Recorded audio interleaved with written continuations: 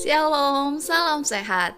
Kita tiba di pelajaran Sekolah Sahabat kita hari ini 15 September dengan judul Misionaris yang Marah dan Gelisah. Penjelasannya, sayangnya kisah Yunus tidak berakhir dengan pasal 3. Bacalah Yunus 4 ayat 1 hingga 11. Apa masalah Yunus?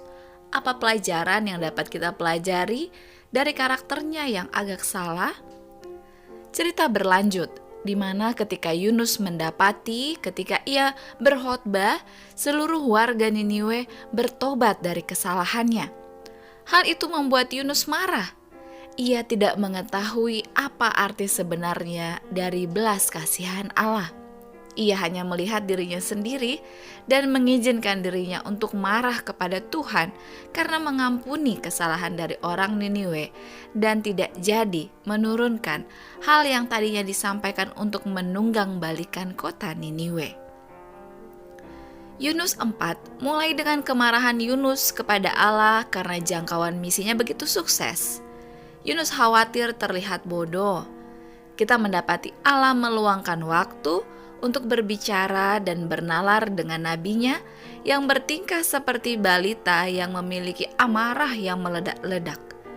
Ini adalah bukti bahwa pengikut Allah yang sejati, bahkan para nabi, mungkin memiliki beberapa hal yang dikembangkan dan ditundukkan namun belum dilakukan. Ketika Yunus mengetahui rencana Allah menyelamatkan kota itu walaupun kota itu jahat, tetapi telah dituntun untuk bertobat dengan memakai kain kabung dan abu, maka seharusnya dialah yang pertama-tama bersuka oleh sebab rahmat Allah yang ajaib. Tetapi sebaliknya, ia membiarkan pikirannya membayangkan kemungkinan bahwa ia akan dianggap sebagai seorang nabi palsu. Merasa cemburu demi nama baiknya, ia kehilangan pandangan terhadap nilai jiwa lebih besar yang tidak terbatas yang berada di kota yang jahat itu. Ditulis oleh Ellen White, Alpha dan Omega, jilid 3 halaman 222. Kesabaran Allah dengan nabinya sangat mencengangkan. Dia tampaknya berniat menggunakan Yunus, dan ketika Yunus melarikan diri, Tuhan mengirim badai dan ikan untuk membawa si pelarian kembali.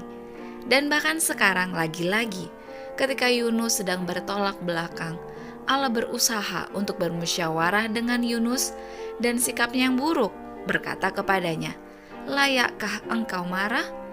Dalam Yunus 4 ayat yang keempat.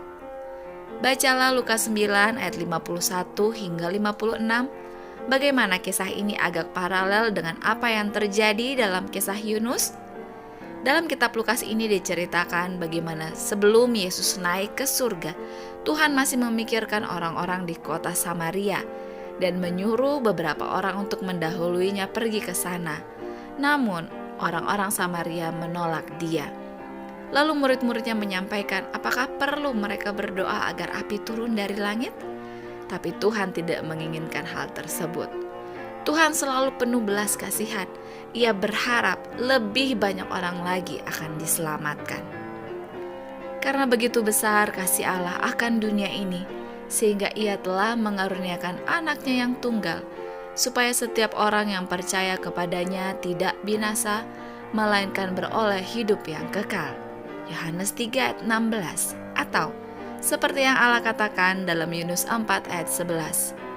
Bagaimana tidak aku akan sayang kepada Niniwe, kota yang besar itu, yang berpenduduk lebih dari 120.000 orang, yang semuanya tak tahu membedakan tangan kanan dari tangan kiri dengan ternaknya yang banyak.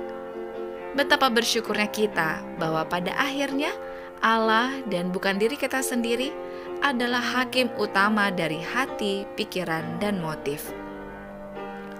Bagaimana kita dapat belajar untuk memiliki jenis belas kasihan dan kesabaran untuk orang lain yang Allah miliki?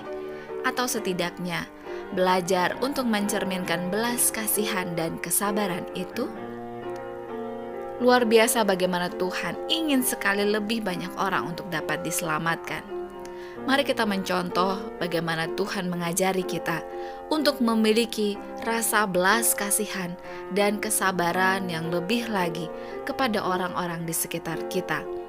Tuhan mau agar kita dapat memiliki kasih yang Allah miliki untuk dunia ini. Mari kita bersatu di dalam doa. Ya Allah Bapa kami yang penuh kasih, kami rindu untuk lebih banyak belajar lagi dari Tuhan. Ketika kami memiliki orang-orang di sekitar kami yang sangat membuat kami kesal misalkan, kami diajar untuk lebih bersabar lagi kepada mereka dan memberikan belas kasihan yang lebih lagi.